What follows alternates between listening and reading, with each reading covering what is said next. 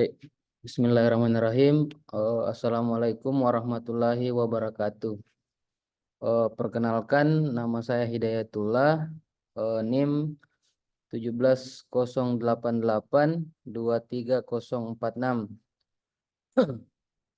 Baik, pada kesempatan kali ini saya akan mempresentasikan tugas mata kuliah manajemen pemasaran dengan judul mengelola komunikasi pribadi, baik itu pemasaran langsung, basis data, serta penjualan secara personal. Nah, yang pertama, pendahuluan. Nah, komunikasi pemasaran merupakan aktivitas pemasaran yang berusaha menyampaikan informasi untuk mempengaruhi dan menarik minat konsumen. Jadi dalam hal ini perusahaan itu dituntut untuk mengkomunikasikan produknya agar dapat meyakinkan konsumennya. Nah, salah satu hal yang penting dari komunikasi pribadi ini karena kita berinteraksi langsung dengan masyarakat sehingga kita dapat dengan mudah mempromosikan produk kita ke orang lain seperti itu. Nah, langsung saja yang pertama mengenai pemasaran langsung.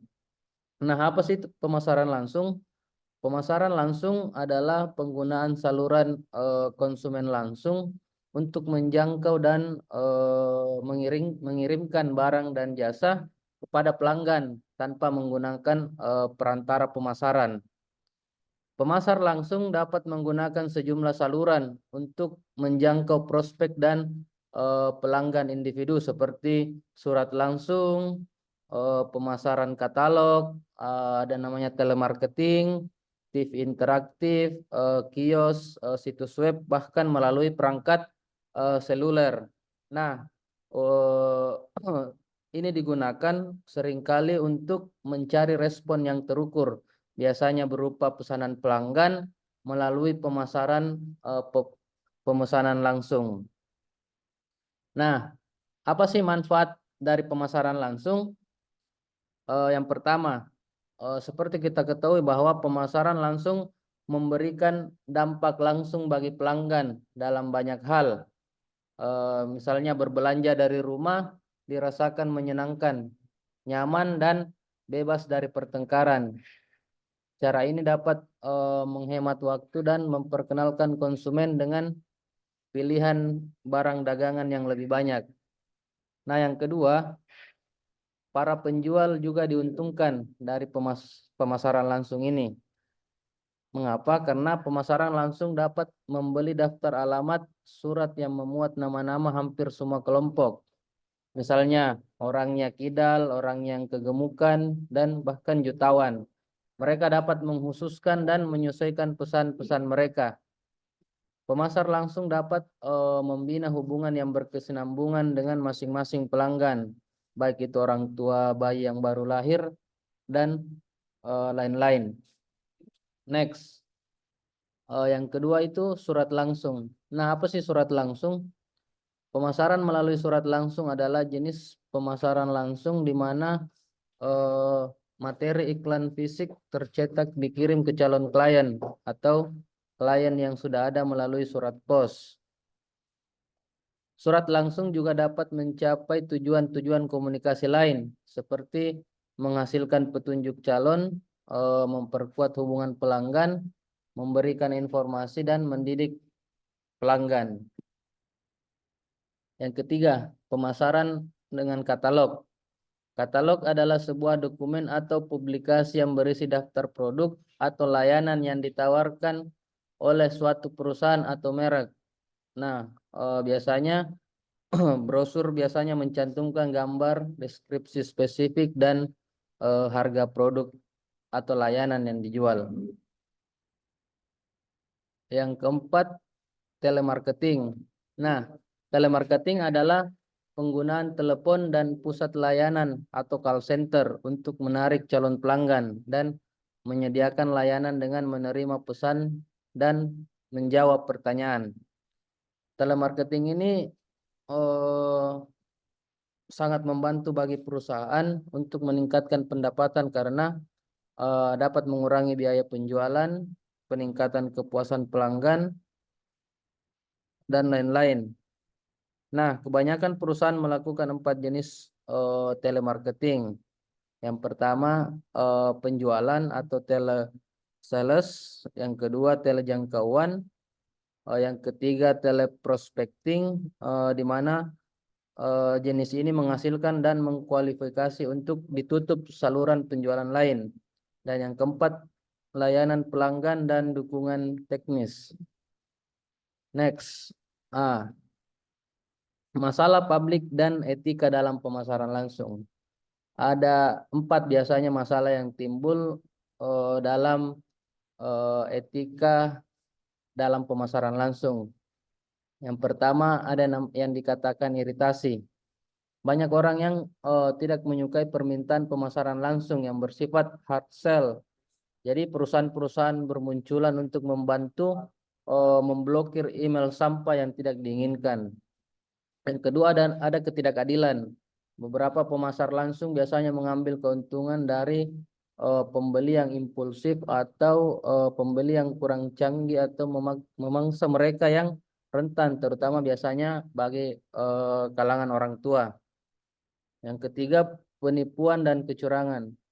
Nah, biasanya beberapa pemasar langsung mendesain email atau menulis salinan yang dimaksudkan untuk menyesatkan atau melebihkan ukuran produk seperti klaim kinerja atau harga eceran. Yang keempat yaitu pelanggaran privasi. Tampaknya hampir di setiap kali konsumen memesan produk melalui surat atau telepon, seperti mengajukan permohonan kartu kredit ataupun berlangganan majalah, nama, alamat, dan perilaku pembelian mereka dapat ditambahkan ke dalam beberapa basis data perusahaan. Next. Selanjutnya basis data pelanggan dan pemasaran basis data. Basis data pelanggan adalah sejumlah atau sekumpulan informasi yang komprehensif yang terorganisir tentang pelanggan atau prospek individu yang terkini. Biasanya dapat diakses dan dapat ditindaklanjuti untuk menghasilkan prospek, kualifikasi prospek, penjualan produk atau layanan, dan pemeliharaan hubungan pelanggan. Jadi basis data ini bukan hanya nama dan alamat serta nomor telepon, tapi biasanya juga berisi pembelian, daftar pembelian konsumen di masa lalu. Ada juga data demografi terdiri dari usia, pendapatan, anggota, keluarga, ulang tahun, serta psikografi atau aktivitas, minat, dan opini, serta mediagrafi atau media yang disukai dan informasi yang berguna lainnya. Pemasaran basis data adalah proses membangun, memelihara, dan menggunakan basis data pelanggan dan basis data lainnya untuk menghubungi, berinteraksi, dan membangun hubungan pelanggan. Selanjutnya, gudang data dan penambangan data. Nah, perusahaan yang cerdas menangkap informasi setiap kali pelanggan menghubungi salah satu bagian dari mereka, baik melalui pembelian, panggilan layanan, serta pertanyaan online. Data-data ini dikumpulkan oleh pusat kontak perusahaan dan diorganisasikan ke dalam data warehouse atau gudang data, di mana pemasar dapat menangkap, menanyakan, dan menganalisis data tersebut untuk menarik kesimpulan tentang kebutuhan dan tanggapan pelanggan. Selanjutnya ada 5 cara perusahaan menggunakan database. Yang pertama itu untuk mengidentifikasi prospek. Yang kedua untuk memutuskan pelanggan mana yang harus menerima tawaran tertentu. Yang ketiga untuk memperdalam loyalitas pelanggan. Yang keempat untuk mengaktifkan kembali pembelian pelanggan. Yang kelima untuk menghindari kesalahan nasabah yang serius.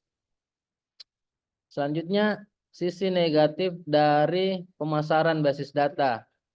Nah, di samping ada beberapa keunggulan positif, ada juga sisi negatifnya. Yang pertama, beberapa situasi tidak kondusif untuk pemasaran database. Satu, produk merupakan pembelian yang sekali seumur hidup. Yang kedua, pelanggan menunjukkan loyalitas yang rendah terhadap suatu merek. Yang ketiga, penjualan unit sangat kecil sehingga nilai seumur hidup pelanggan menjadi rendah. Yang keempat, biasanya biaya pengumpulan informasi relatif tinggi dan tidak ada kontak langsung antara penjual dan pembeli akhir. Kedua, membangun dan memelihara basis data pelanggan membutuhkan investasi yang sangat besar. Yang ketiga, karyawan mungkin akan menolak untuk menjadi berorientasi pada pelanggan dan menggunakan informasi yang tersedia. Yang keempat, tidak semua pelanggan menginginkan hubungan dengan perusahaan. Dan yang kelima, asumsi di balik CRM mungkin tidak terlalu benar. Selanjutnya, merancang tenaga penjualan. Nah, menurut Kotler, tenaga penjual berfungsi sebagai mata rantai yang menghubungkan perusahaan dengan pelanggannya.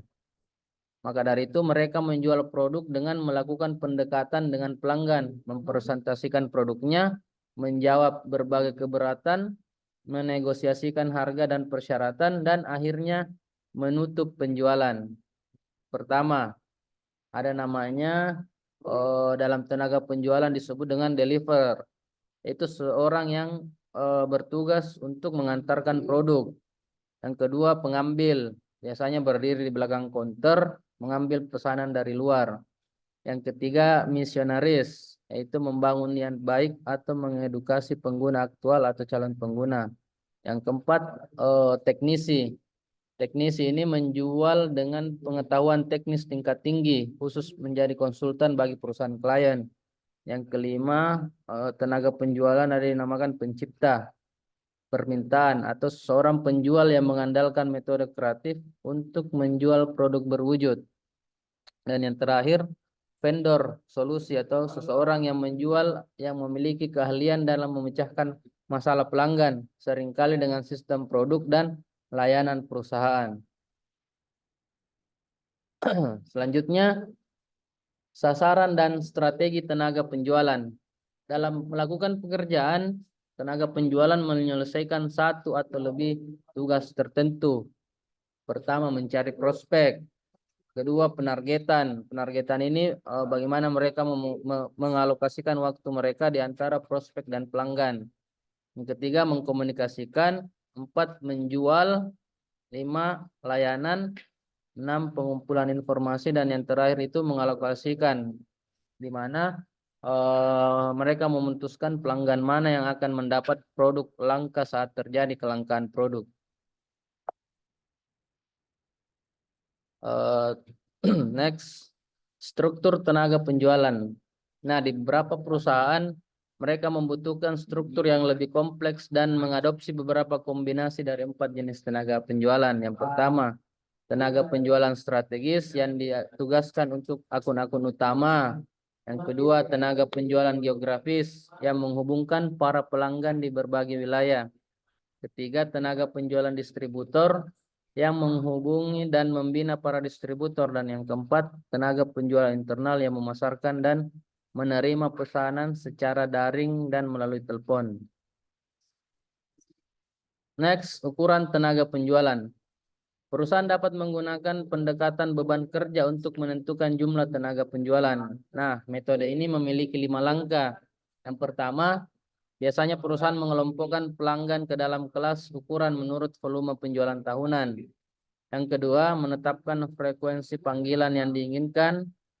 Yang ketiga, mengalihkan jumlah akun di setiap kelas ukuran dengan frekuensi panggilan yang sesuai untuk mendapatkan total beban kerja.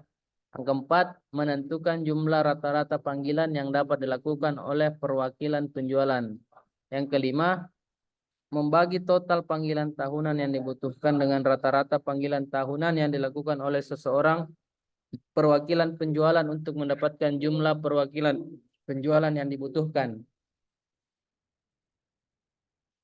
Nah, adapun prinsip-prinsip penjualan personal.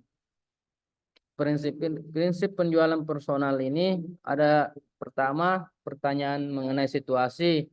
Pertanyaan ini menanyakan tentang fakta atau situasi pembeli saat ini. Misalnya sistem apa yang Anda gunakan untuk menagih pelanggan Anda. Yang kedua, pertanyaan masalah. Misalnya, bagian mana dari sistem yang menimbulkan kesalahan? Ketiga, pertanyaan implikasi. Misalnya, bagaimana masalah ini mempengaruhi produktivitas karyawan Anda? Keempat, pertanyaan yang membutuhkan hasil. Misalnya, berapa banyak yang Anda hemat jika perusahaan kami dapat membantu Anda mengurangi kesalahan sehingga hingga 80%. Yang terakhir, 6 langkah penjualan personal. Bisa dilihat, yang pertama itu prospek dan kualifikasi. Di mana mengidentifikasi dan mengualifikasikan prospek. Semakin banyak perusahaan yang mengambil tanggung jawab untuk menemukan dan mengkualifikasikan prospek sehingga tenaga penjualan dapat menggunakan waktu mereka lebih baik. Yang kedua, prapendekatan. Yang ketiga, keberatan yang dihadapi. Empat, penutup, dan yang terakhir itu bagaimana tindak lanjut pemeliharaan. Ini diperlukan untuk memastikan kepuasan pelanggan dan bisnis yang berkelanjutan. Baik, mungkin itu yang dapat saya sampaikan. Assalamualaikum warahmatullahi wabarakatuh.